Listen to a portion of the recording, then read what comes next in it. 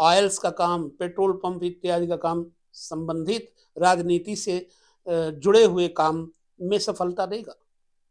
ये केंद्र की बात है।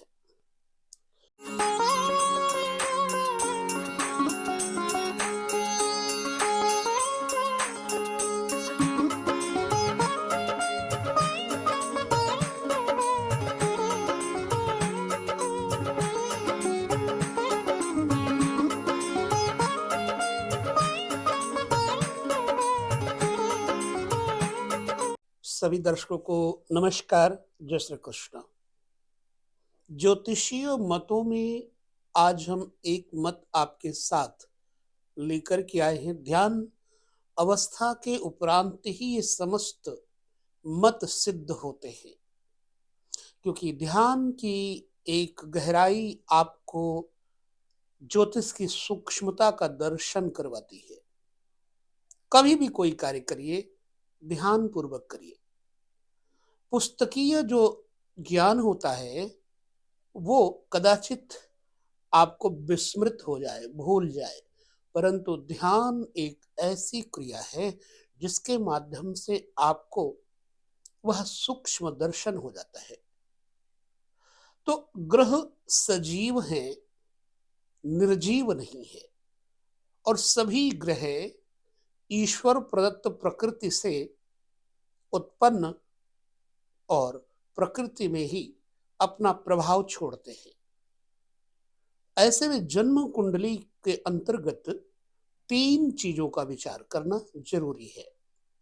नंबर 1, सूर्य कुंडली भी अपना महत्व रखती है, ध्यान रखिएगा। जन्म लग्न का महत्व तो है ही है, लेकिन सूर्य लग्न का बड़ा महत्व है और चंद्र लग्न का बहुत महत्व है। कभी कभी आपने देखा होगा कि लग्न के अनुसार आपके जीवन में वो घटनाएं घटित होती नहीं देखी जाती हैं, लेकिन जब हम देखते हैं चंद्र कुंडली तो उसके अनुसार केंद्रस्थ त्रिकोणस्थ ग्रह अपना फलादेश आपके सामने जरूर रखते हैं। ठीक उसी भांति से सूर्य कुंडली अब 3 लग्न के अनुसार जीवन में क्या कैसे प्रतिफल मिलता है, इसके बारे में आपको जब भी परिशोधन करना हो तो लग्न, चंद्र लग्न एवं सूर्य लग्न तीनों में आप उनकी क्रमांक को, जिनको डिग्री कहते हैं, देखिए कौन सा बलिष्ठ है। उस बलिष्ठ लग्न के अनुसार, जैसे सूर्य लग्न बलिष्ठ हो गया तो सूर्य से, चंद्र लग्न बलिष्ठ हो गया तो चंद्र से, अथवा लग्न बलिष्ठ हो गया तो लग्न से, आपके जीवन में घटना क्रम जरूर उत्पन्न होते हैं, घटनाएं होती हैं। तो ऐसे में हम आपके साथ जो चर्चा करने जा रहे हैं उसे केंद्र संबंधों को लेकर के आपके सामने बांटेंगे। अब आपके ऊपर घटित होता है तो ये देखना है भाई किस कुंडली से, सूर्य कुंडली से, चंद्र कुंडली से अथवा लग्न कुंडली से। परंतु हम ये जो वार्ता करेंगे वो चंद्र कुंडली के अंतर्गत आपके साथ वार्ता करने जा रहे हैं। स्मरण रहे, चंद्रमा से जो ग्रह केंद्र में होते हैं उनका प्रभाव बहुत ज्यादा पड़ता है आपके बाहरी जीवन पर, जगत जो व्यवहार का है उसके ऊपर, यानी व्यापार का, कार्यशीलता का, परिवार का बड़ा प्रभाव पड़ता है। तो चंद्रमा से केंद्र में बैठे हुए ग्रह कौन से हैं, इनको श्रृंखलाओं में विभाजित करके देखिए। एक वो ग्रह जो शुभ है, एक वो ग्रह जो अशुभ है, एक वो ग्रह जो शुभ के साथ शुभ, अशुभ के साथ अशुभ हो जाते हैं, मिश्रित फलादेश देते हैं। ठीक है, तो आइए हम पहले शुभता की तरफ चले। मान लीजिए चंद्रमा आपका लग्न में, चतुर्थ में, सप्तम में, दसम में बैठा है, ये तो हो गया केंद्र लग्न से, ठीक। परंतु जहां चंद्रमा बैठा है, चाहे छठा भाव चंद्रमा बैठा है, मान लो छठे भाव में चंद्रमा बैठा है, उसको उठा करके आप लग्न में ले आइए। चंद्रमा 8वें बैठा है, उसको उठाकर आप लग्न में ले आइए। अब देखिए कि भाई आपके चंद्रमा से केंद्र के अंतर्गत बैठने वाले ग्रह कौन से हैं। जैसे कि 9th हाउस में बैठा हुआ ग्रह चंद्रमा अगर छठे बैठा है, तो 9th हाउस में बैठा हुआ ग्रह चंद्रमा से केंद्रस्थ हो जाएगा। इसी भांति अष्टम चंद्रमा बैठा है, ठीक, तो 11वें भाव में बैठा हुआ कोई भी ग्रह चंद्रमा से केंद्र में हो जाएगा। हमें यह देखना है कि आपके चंद्रमा के केंद्र में आने वाला ग्रह कौन सा है। तो सबसे पहले चंद्रमा से केंद्र में आने वाली ग्रहों को अगर हम बारी बारी से झांके तो सूर्य आता है। कि सूर्य, चंद्र, मंगल, बुध एक क्रम है। मान लीजिए आपका चंद्रमा बैठा है, चंद्रमा से केंद्र में सूर्य आ गया। अब केंद्र चंद्रमा से चतुर्थ, सप्तम, दशम हो जाएगा। चतुर्थ में बैठा हुआ सूर्य आपके भौतिक जीवन में जो घरेलू सुख संसाधन हैं उनमें प्रभाव डालेगा, माँ के सुख में प्रभाव डालेगा, और आपके वाहन, मकान, लग्जरीज लाइफ में प्रभाव डालेगा। शुभ हुआ तो आपका जीवन प्रकाशमय, रहन सहन मर्यादा युक्त, अनुशासन युक्त, अथा चौथे घर में बैठा हुआ सूर्य, चंद्रमा से चौथे घर में बैठा हुआ सूर्य इस बात का प्रतीक है कि आपकी माँ अनुशासन प्रियता वाली होंगी, थोड़ा क्रोध वाली होंगी, आपका रहन सहन खुला डुला होगा, आप जिस मकान में रहते होंगे प्रकाश आता होगा, हवा आती होगी, आपके घर में सब मर्यादित होंगे। सूर्य मर्यादा का प्रतीक है। क्रूर ग्रह होने के कारण चौथे घर के संबंधियों को क्रूर बना देता है। जैसे माँ के स्वभाव में थोड़ा गुस्सा, अनुशासन प्रियता, शिक्षक वर्गों में से ज्यादातर देखा जाता है सूर्य का प्रभाव होता है। न्याय दर्शन में न्यायालय के अंतर्गत सूर्य का प्रभाव देखा जाता है। समझ में आ गई होगी मेरी बात। चंद्रमा से सूर्य की बात की हमने, लेकिन वही चंद्रमा से सूर्य जब सप्तम घर में आएगा तो वही प्रभाव आपके जीवन साथी स्पाउस पे देगा। स्पाउस, आप अगर स्त्री हैं तो पुरुष, अगर आप पुरुष हैं तो आपकी स्त्री के ऊपर प्रभाव डालेगा। तो चंद्रमा से ठीक सप्तम में बैठा हुआ सूर्य पूर्णिमा की तरह आपकी कांति को बहुत बड़ा करेगा। जब चंद्रमा से सूर्य सप्तम बैठा होगा तो पूर्णिमा के अंतर्गत ही ऐसा हो सकता है। अर्थात आपका स्पाउस पूर्णता को लेकर के परिपक्व होगा, चाहे वो ज्ञान हो, चाहे ध्यान हो, चाहे नौकरी हो या व्यवसाय हो। आपका स्पाउस आपके साथ जुड़ा भी होगा, आपके ऊपर अपना अधिकार, वर्चस्व और अनुशासन भी रखता होगा, तथा आपके साथ प्रेम भी करता होगा, आपका बहुत ज्यादा ध्यान भी करता होगा। वो आप उससे प्रकाश प्राप्त करते हैं। आप अपने स्पाउस से योग्यता, व्यापार की योग्यता, ध्यान की योग्यता, ज्ञान की योग्यता, अपने संयम की योग्यता प्राप्त करते होंगे, आचरणों की योग्यता भी प्राप्त करते होंगे। आपका स्पाउस आपके ऊपर हमेशा एक साहब की तरह, ऑफिसर की तरह ध्यान रखने वाला होगा, छोटी छोटी बातों का भी ध्यान रखने वाला होगा। ठीक इसी प्रकार जब चंद्रमा से केंद्र में दसम भाव सूर्य चला जाए तो वही आपको न्याय प्रियता दे देता है, राजयोग दे देता है। वही सूर्य आपको दसम में बैठा हुआ व्यवसाय में विकास गति दे देता है। अब आपका व्यवसाय जो भी हो, लेकिन वो व्यवसाय प्रफुल्लित, मतलब जो बढ़ोतरी की तरफ है, इंक्रीमेंट की तरफ है, वो ले जाएगा। और समाज में आपका यश बहुत होगा, आपका नाम बहुत होगा, लोग आपकी इज्जत करेंगे।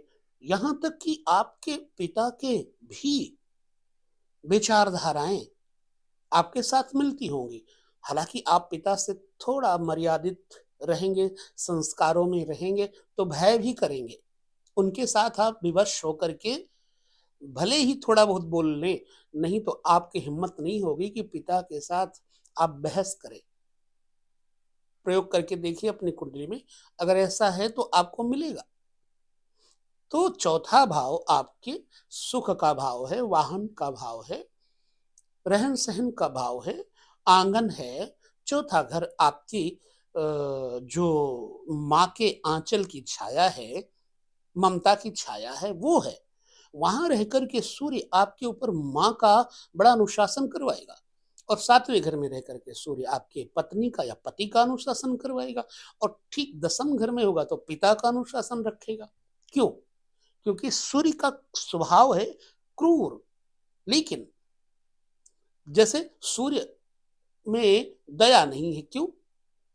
शुभ हो या अशुभ, सबके ऊपर अपना धूप दिखाते हैं, चाहे वो ब्राह्मण हो, चाहे क्षत्रिय हो, चाहे वैश्य हो, चाहे शूद्र हो, उनका किसी से बैर नहीं है, लेकिन ताप है उनमें।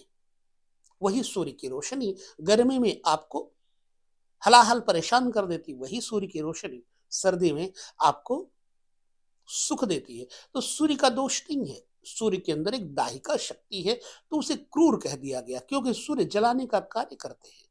सूर्य में जो दाहक शक्ति है वो जलाने का कार्य करती है, चाहे वो कुछ भी हो। परंतु सूर्य में एक गुण और बहुत है। भगवान सूर्य आदित्य चूंकि आत्मा के स्वामी हैं, उनमें यह गुण है कि वो जैसे टैक्स लेकर के जगह जगह से पानी का शोषण करते हैं।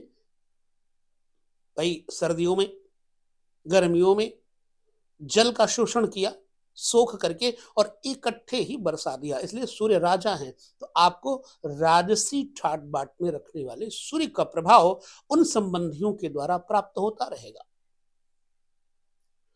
ठीक है, अब इसी बात को लेकर के हम आगे और चलते हैं। अब मान लीजिए कि चंद्रमा के ठीक चतुर्थ भाव में, क्योंकि 4 केंद्र हैं, चंद्रमा से चतुर्थ भाव में बैठे हुए मंगल हैं, और मंगल भी क्रूर है, लेकिन मंगल धरती पुत्र है, इसलिए धरती का सुख देंगे। लेकिन अगर मंगल यहां पर नीच के या पाप ग्रसित हुए तो मां के द्वारा हानि देते हैं, भूमि के द्वारा हानि देते हैं, झगड़ा और विवाद देते हैं, आपको जमीन जायदाद में नुकसान देते हैं। पर मंगल यहाँ अगर शुभ है और शुभ ग्रहों से युक्त है, तो मां के द्वारा ननिहाल पक्ष से भी आपको सहयोग मिलेगा। आपके पास वाहन, मशीनरी, धातुएं, अन्न, धन, मकान, इस सब भरा पूरा होगा, और आपका आसपास का वर्चस्व बड़ा दृढ़ होगा। आपके ठीक चंद्रमा से चतुर्थ भाव में मंगल होने की बात आए तो ऐसा प्रभाव होता है कि व्यक्ति को शुभ मंगल धन द्रव्य देगा, लेकिन अशुभ मंगल भट्टी की तरह, आग में भट्टी की तरह जलाता रहेगा, अशांति देगा, माँ की तरफ से चिंता देगा, माँ के स्वास्थ्य को खराब करेगा। आपके स्वास्थ्य में भी मंगल दाहिका शक्ति देगा, मंगल डाह करेगा, जैसे गलन, जलन इत्यादि, गले में, छाती में, तो वो चौथा स्थान छाती चस्ट है। तो यहां पर बैठ के मंगल प्रायः व्यक्ति का डाइजेशन बिगाड़ देते हैं। विचार कर रहे हैं, और मंगलिक भी आपका प्रभाव मंगलिक होने के कारण भी थोड़ा क्रूर हो जाएगा। अब ऐसे में मंगल चौथे घर में चंद्रमा से होने पर जातक का मां के साथ विचारधाराएं मिलना स्वाभाविक सी बात है अगर मंगल अच्छा होगा तो, परंतु पिता के साथ आपकी विचारधाराएं नहीं मिलेंगी, और पिता का स्वास्थ्य भी खराब होगा, पिता के एक्सीडेंट भी होंगे। घर में बुरा मंगल होने पर आग लगती है, मीटर जल जाना, बिजली स्पार्किंग के द्वारा अग्नि लग जाना, इस सब का विचार किया जाता है। अब इसका जो समाधान है उपायों का, वो आप विशेष रूप से कुंडली का विश्लेषण किसी योग्य आचार्य से करवा करके, यदि आप परेशान हैं तो अपने घर में सुख समृद्धि ले सकते हैं। तो मंगल चतुर्थ में हो तो मां को, नीच होने पर सप्तम हो तो पत्नी को, दसम हो तो पिता को उसी तरह का प्रभाव वाला बना देगा। सप्तम में मंगल नीच का होगा तो पत्नी का स्वभाव नीचता वाला होगा, क्रूर प्रकृति होगी और आपके साथ लड़ाई झगड़ा करने में, वो चाहे स्त्री हो या पुरुष, लड़ाई झगड़ा करने में चूकेगा नहीं आपका स्पाउस, और आपके ऊपर आपको डोमिनेट करने का प्रयास करेगा। कामुक प्रवृत्ति का होगा। सप्तम भाव में मंगल जातक को कामुक बना देगा। नीच का मंगल वेश्यावृत्ति इत्यादि की तरफ मोड़ देता है। हालांकि ये सब विषय हम पीछे दे चुके हैं और आगे आपके कमेंट्स के अनुसार देते भी रहते हैं। अब मंगल दसम भाव में वही काम करेगा जो चौथे घर में कर रहा था। अब दसम घर में बैठ के मंगल मां के ऊपर प्रभाव गलत डालेगा, मां का स्वास्थ्य खराब करेगा, मां को अल्प मृत्यु का योग पैदा कर देगा। नीच का होगा तो उच्च का होकर के, हालांकि मंगल दसम भाव में दिग्बली होता है। तो ऐसा व्यक्ति जिसका दसम में मंगल बैठा है कर्मनिष्ठ होगा। केंद्र पावर देखिए चंद्रमा से। ठीक, बुध को ले लेते हैं हम। चूंकि बुध चतुर्थ घर में प्रायः शुभ भी कहा गया और कहीं पर अशुभ कहा गया, अकारक हो जाता है। लेकिन अगर चतुर्थ घर में बुध बृहस्पति के साथ हो जाए, शुक्र के साथ हो जाए तो फिर चमत्कारिक फल देता है। चतुर्थ घर में बुध व्यक्ति को शिल्प कला, ज्ञान, पाक कला, पाक शैली, लेखन और मां को विशिष्ट रूप से आचार युक्त बनाता है। जीवन में जातक के जहां रहता है चारों तरफ एक हरा भरा उद्यान रहता है, हरियाली रहती है। अच्छा बुध है तो बृहस्पति इत्यादि से देखा गया, अगर बुध है साथ बैठा हुआ है तो फिर ऐसी अवस्था में ज्ञान की योग्यता, ब्राह्मणत्व की योग्यता, वेद आचार्य की योग्यता, लेखन की योग्यता और काव्य की शक्ति शैली देता है। विशिष्ट रूप से व्यक्ति को ज्ञान और गुणवान बनाता है। ठीक इसी भांति से बुध सप्तम में बैठा हो, अब यहां पर शनि की दृष्टि या शनि का संयोग होने पर जातक को नपुंसकत्व प्राप्त हो जाता है। शनि के बुध इकट्ठे होने पर जातक में नपुंसकत्व यानी सामर्थ्य शक्ति, भोग शक्ति का विनाश होता है, ह्रास होता है। तो बुध सप्तम बैठ करके चंद्रमा से जातक को अपने स्पाउस से बड़ा आनंद दिलाता है। ज्ञानी, योग्य, वे ऑफ टॉकिंग अच्छी आपके जन्म साथी की, जीवन साथी की, और वही आचार विचार संयम होने के कारण आपका स्पाउस आपके घर का माहौल बिल्कुल कूल रखता है। क्योंकि सप्तम स्थान व्यापार भी है और वो व्यापार है जो हम करते हैं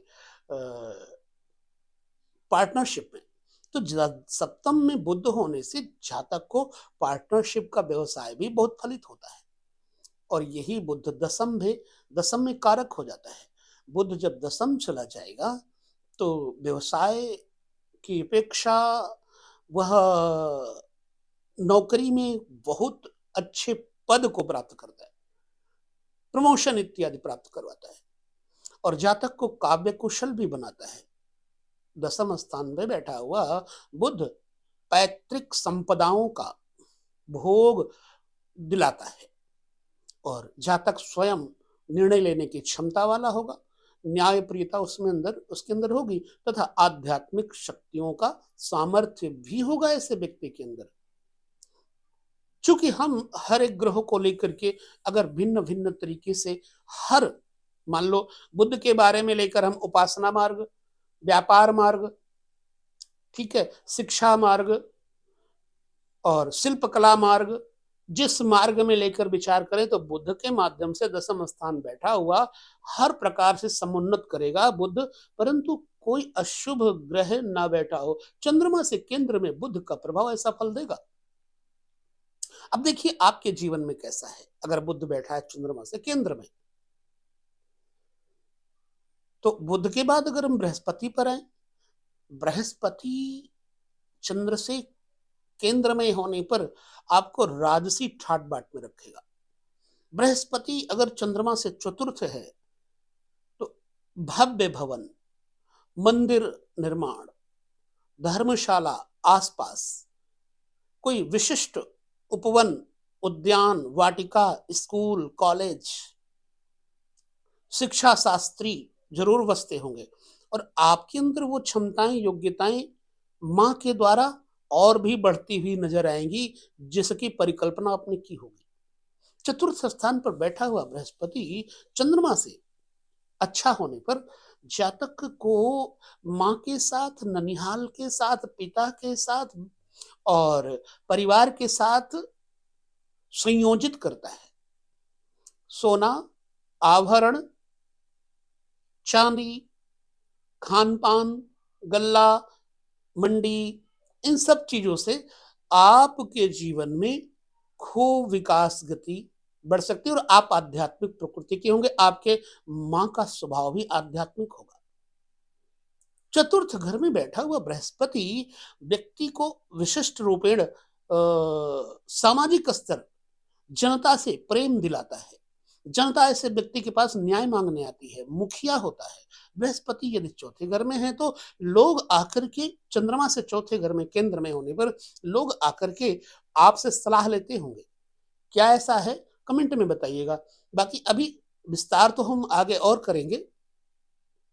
ठीक चंद्रमा से सप्तम भाव में बृहस्पति बैठा हो, शुभ बैठा हो, तो बृहस्पति की दृष्टि ठीक चंद्रमा पर जाएगी तो आपके गुण आपके जीवन साथी में और जीवन साथी के गुण आपके मन में होंगे। एक दूसरे के साथ आदान प्रदान, विनिमय, संयोग बनाएंगे, ना कि विवाद कराएंगे। हाँ, शर्त इतनी सी है कि बृहस्पति शुभ हो।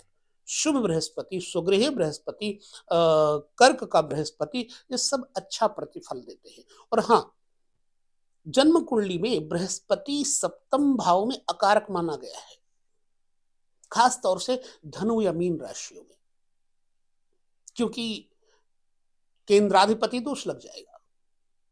धनु में होंगे तो भी केंद्राधिपति और मीन में होंगे तभी केंद्राधिपति दोष लग जाता है। इसलिए सप्तम में बृहस्पति अकारक भी होते, लेकिन चंद्रमा की दृष्टि जो है वो कारक बना देगी।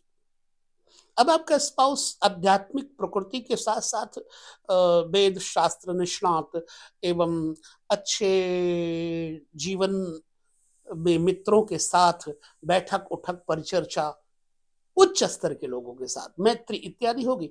और ठीक दसम भाव में बैठे हुए बृहस्पति चंद्रमा से जातक को राजकीय सम्मान, राजकीय शासन, राजकीय नौकरी, राजकीय सब कुछ प्रदान करते हैं। ऐसे व्यक्तियों को व्यापार किया जाए तो सोने, चांदी, धातुओं से व्यापार करते देखा गया है। दसम भाव में बृहस्पति चंद्रमा से होने पर शुभता पर व्यक्ति को दानी, धर्मात्मा और व्यक्ति का पिता भी दानी, धर्मात्मा, लोकहित में कार्य करने वाला देखा गया है। क्योंकि हम चर्चा कर रहे हैं एक केंद्रीय संबंधों की, तो और अधिक विश्लेषण देने के लिए हमारे अगले वीडियो देखिएगा, चंद्रमा से और क्या क्या कुछ होता है।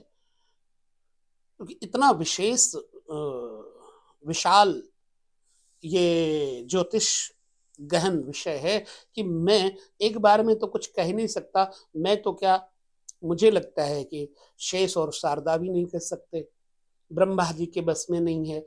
वही जाने जिनको वो जना दे, सोई जाने जेहि देहु जनाई, जानत तुम ही हो जाई। ज्योतिष अध्यात्म जगत है, आंतरिक प्रेरणा है, ज्योतिष अंतः प्रकाश है। तो चंद्रमा से केंद्रस्थ बैठा हुआ बृहस्पति जातक को सद्गुण संपन्न बनाता है शुभ होने पर, और नहीं तो पाखंडी भी बना देता है अगर अशुभ है तो। अब आता शुक्र। चंद्रमा से जब शुक्र केंद्र में हो, चौथे में हो, तो भोग सुख, नीच का होने पर मां के चारित्रिक दोषों का कारण भी बताता है। नीच का होने पर जातक के स्पाउस को चरित्रहीन बनाता है। और शुभ होने पर जातक के स्पाउस को कर्मठ, कर्मनिष्ठ, लग्जरियस लाइफ दिलाने वाला बनाता है। वाहन, भूमि, मकान, इन सबके अलावा आसपास शुद्ध बहता हुआ जल, झरने और गौवें और दुग्ध विक्रेता आसपास जरूर होंगे। फिल्म इंडस्ट्री से रिलेटेड कोई ना कोई कार्य जरूर करेगा, चाहे वो यूट्यूब का हो, चाहे वो कोई रील का काम करता हो और फेमस करेगा। लेकिन अशुभ अगर मंगल इत्यादि के साथ चंद्रमा से केंद्र में शुक्र हो जाए तो एक तो माँ को चारित्रिक दोष लगा देता है और स्वयं को चारित्रिक दोष लगा देता है। जातक के जीवन साथी में चारित्रिक दोष जरूर हो जाता है। केंद्रस्थ शुक्र सप्तम में बैठा हुआ शुभ शुक्र है अगर, तो चंद्रमा को देखेगा, पति पत्नी दोनों को सुंदर बनाएगा, आपसी तालमेल अच्छा होगा, व्यवहार अच्छा होगा, भोग और योग दोनों में प्रमुदित जीवन होगा और दोनों बड़े फेमस पर्सन होंगे पति पत्नी। अगर चंद्रमा से सप्तम शुक्र बैठा हुआ है तो जातक के पास चांदी, सोना, चमकीली वस्तुएं, रत्न, जवाहरात, इन सब की कमी नहीं होगी और जातक में मतलब शांति प्रियता भी रहती है। दसम में शुक्र बैठा हुआ, यहां सूर्य, मंगल, बुध, बृहस्पति की बपौती है। यहां शुक्र आकर के जातक के पिता में दोष पैदा कर देते, जातक के कर्मों में दोष पैदा कर देते, जातक के विवाह इत्यादि में विलंब करवा देते हैं। दसम स्थान पर बैठे हुए शुक्र पुनः जातक को और जातक के पिता को तथा माता को कहीं ना कहीं जलीय अथवा शुगर जैसी परेशानियां दे देते हैं। दसम स्थान में शुक्र का फल जातक को कलंकी बनाएगा, लेकिन शुभ होने पर जातक का व्यापार उद्दीप्त प्रदीप्त विशेष होगा और फेमस होगा बिजनेस में। आपको यह देखना है भाई शुक्र किस राशि में है। नीच का होता है कन्या में, स्वगृही तुला में और वृष में, एवं जो शुक्र का प्रभाव बहुत उच्च का है, सर्वोच्च, वो मीन में है। तो मीन इत्यादि का शुक्र जब बैठा हो तो ऐसे व्यक्ति का बिजनेस गोल्ड से रिलेटेड होता है, रत्नों से रिलेटेड होता है, दूध, घी, ऑयल्स इत्यादि से रिलेटेड भी हो सकता है और जीवन में हर प्रकार का सुख साधन उसके पास देंगे। यहां पर चंद्रमा से बैठे हुए केंद्रस्थ शनि, शनि का प्रभाव चौथे में बैठेंगे तो लग्न को देखेंगे, पिता को देखेंगे तथा शत्रु पक्ष को देखेंगे। चंद्रमा से चौथे घर में बैठा हुआ शनि अगर शुभ है तो जातक के मातृ सुख को बढ़ाएगा, माता की रक्षा करेगा, लेकिन माँ का कलर बहुत फेयर नहीं करने देते हैं और हर काम थोड़ा स्लो स्लो करते हैं। मकान इत्यादि बनाने में भी प्रॉब्लम आती है, वाहनों में भी समस्या आती है। शुभ हुए तो वाहन मकान संयुक्त, मशीनरियों का काम जरूर होगा घर पे। चौथे घर में शनि चंद्रमा से बैठे हों तो व्यक्ति को रात में दूध अवॉइड करना चाहिए, मिल्क नहीं लेना चाहिए और खास तौर से रात में सोते समय पानी जरूर रखे अपने सिरहाने और हो सके तो सुबह पी ले, खूब अच्छे से पानी पिए ताकि पेट के रोग ना होने पाए, नहीं आंतों में सिकुड़न आ जाती है। चौथे घर में शनि जातक के ऊपर एक प्रभाव और अच्छा डालते, वो क्या कि तीसरी दृष्टि शत्रु पक्ष को देखते। तो चौथे घर में बैठे हुए शनि ननिहाल पक्ष से थोड़ी अनबन करवा देते हैं, मौसी और चाची इत्यादि से संबंधों में बिगाड़ पैदा करवा देते हैं।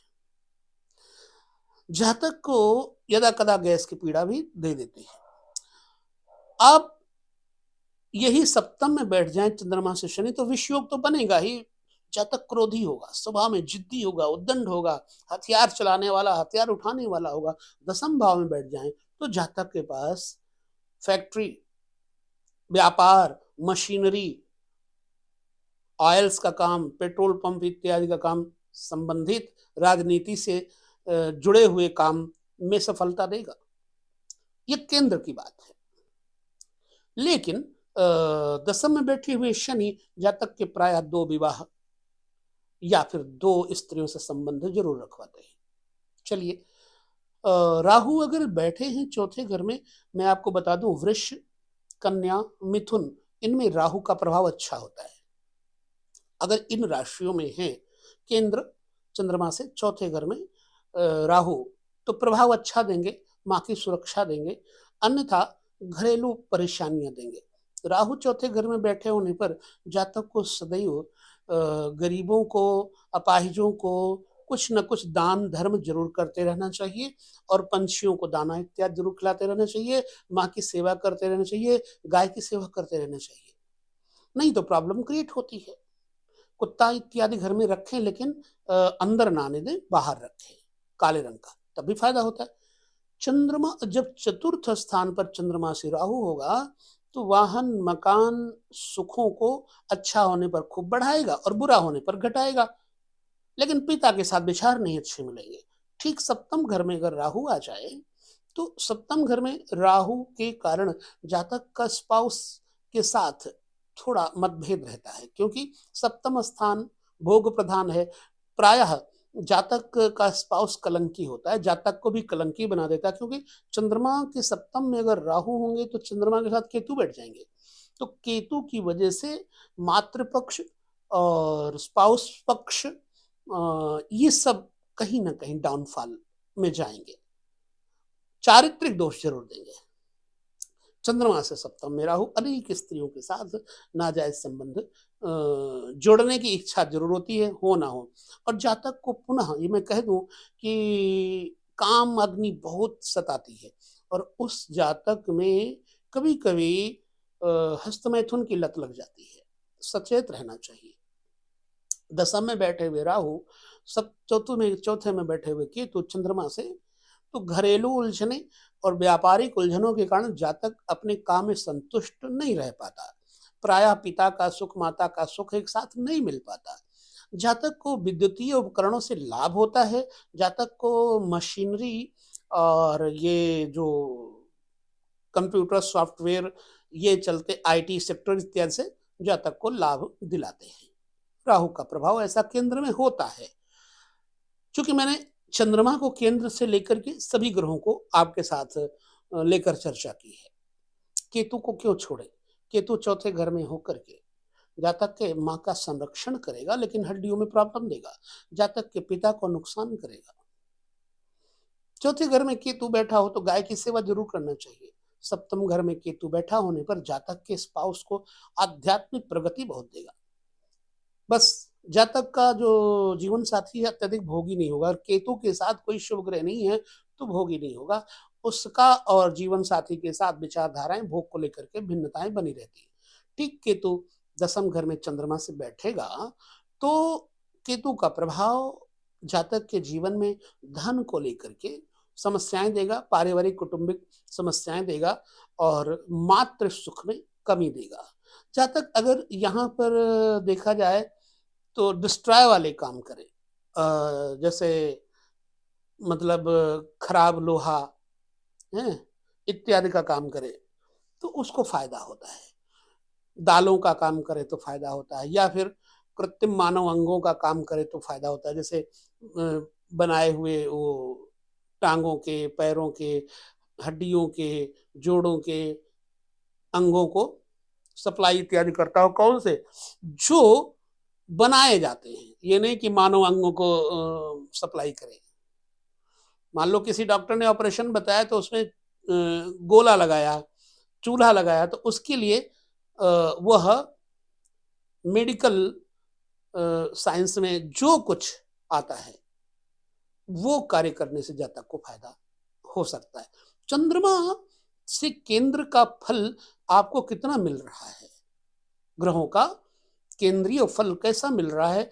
क्या मेरे विचार अनुसार आपको उसका कुछ फलादेश मिल रहा है? जरूर बताएं ताकि हमारा मनोबल बढ़े। और माँ भगवती की कृपा के अनुसार ही मैं आपके साथ जो बातें कर पाता हूँ, नहीं तो पढ़ा लिखा नहीं हूँ, ज़्यादा अनपढ़ आदमी हूँ, और जो पढ़ा करके बता देती हैं वही मैं आपके साथ बोल पाता हूँ। मैं बहुत बार कह चुका हूँ, मेरा अपना सामर्थ्य कोई नहीं है। तो ये आज के वीडियो में हमने आपके साथ जो वार्ता की है, कैसा लगा जरूर बताइएगा। विदा लेते हैं यहाँ पर। नमस्कार, जय श्री कृष्ण।